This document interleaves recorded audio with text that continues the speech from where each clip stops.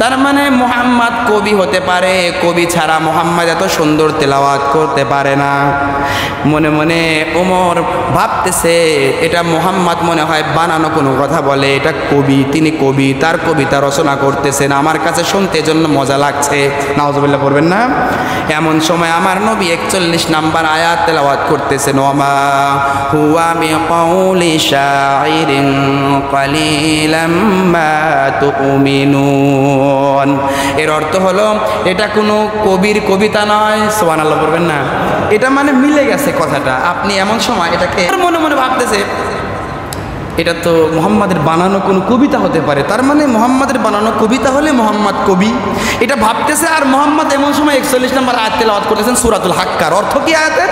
অর্থ হলো এইটা কোনো কবির কথা নয়, কোনো কবির কবিতা নয়, কিন্তু তোমরা অধিকাংশ এটা বিশ্বাস করবে না। সুবহানাল্লাহ। এবার ওমর রাদিয়াল্লাহু তাআলা মনে মনে ভাবছেন, কি রে, আমি মনে মনে কইতাছি মুহাম্মদ সাল্লাল্লাহু আলাইহি ওয়াসাল্লাম মনে হয় কবি, তিনি তার কবিতা রচনা করতেছেন, এটা আমার মনের কথা মুহাম্মদ কিভাবে জানলো? তার মানে মুহাম্মদ মনে হয় গণক, এটা মনের কথা জানে। নাউজুবিল্লাহ কইতেন না। এমন যখন তিনি মনে মনে এটা ভাবতেছে বাইতুল্লাহ শরীফের বাহির থেকে, প্রথমে ভাবলো কবি মুহাম্মদ সাল্লাল্লাহু আলাইহি ওয়াসাল্লাম, এমন সময় 41 নম্বর আয়াত তেলাওয়াত করতেছেন। এর অর্থ হলো এটা কোনো কবির কবিতা নয়, এটা হচ্ছে আল্লাহর বাণী। এখনো আল্লাহর বাণী যে এটা স্পষ্ট বলা হয় নাই, শুধু বলা হয়েছে এটা কোনো কবির কবিতা নয়। অধিকাংশই তোমরা বিশ্বাস করবা না। সুবহানাল্লাহ বলবেন না। উমর বলতেছে আমি তো বিশ্বাসই করি না, কিন্তু আমি মনে মনে প্রশ্ন তুলতেছি মুহাম্মদ কবি হতে পারে, তার উত্তর মুহাম্মদ নামাজে দিচ্ছে, তার মানে আমার মনের খবর মুহাম্মদ জানে, মুহাম্মদ সাধারণ মানুষ না, সে গণক। নাউজুবিল্লাহ। এমন সময় 41-এর পরে আয়াত তেলাওয়াত করা লাগবে কয় নাম্বার? 42 নাম্বার আয়াত তেলাওয়াত করছেন মুহাম্মদ।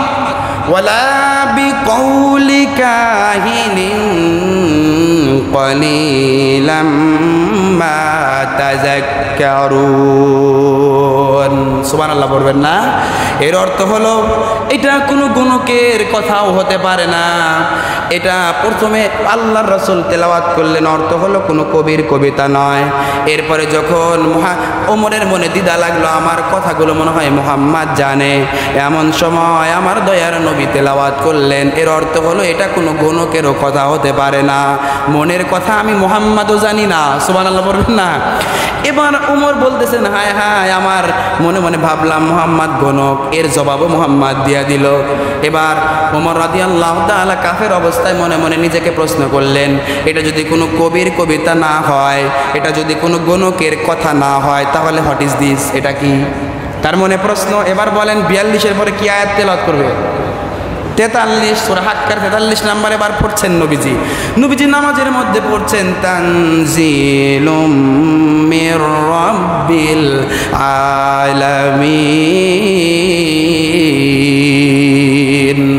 আমার দয়ার নবী বলেন এর অর্থ হলো এইটা আমার। ওমর মনে মনে ভাবছেন তাহলে এটা কি? নবীজি আনসার দিয়ে দিচ্ছেন, অ্যান্সার কিন্তু নবীজি দেয় না। এমন সময় মিলে গেছে আনসার আল্লাহ দিচ্ছেন। এর অর্থ হলো তানজিলুম মির রাব্বিল আলামিন, এটা কোনো কবির কথা নয়, কবিতা নয়, কোনো গণকেরও কথা নয়, এটা হচ্ছে তানজিলুম মির রাব্বিল আলামিন, বিশ্বের প্রতিপালক আমার আল্লাহ রাব্বুল আলামিনের পক্ষ থেকে এটা আল কুরআন। সুবহানাল্লাহ বলবেন না। এবার দেখেন উমর রাদিয়াল্লাহু তাআলা দিছে দৌড়, এখনো মুসলমান হয় নাই, দৌড় দিয়া কয় এটা আল্লাহর বাণী, এত মধুর, ঠিক আছে বিশ্বাস করলাম এটা আল্লাহর বাণী,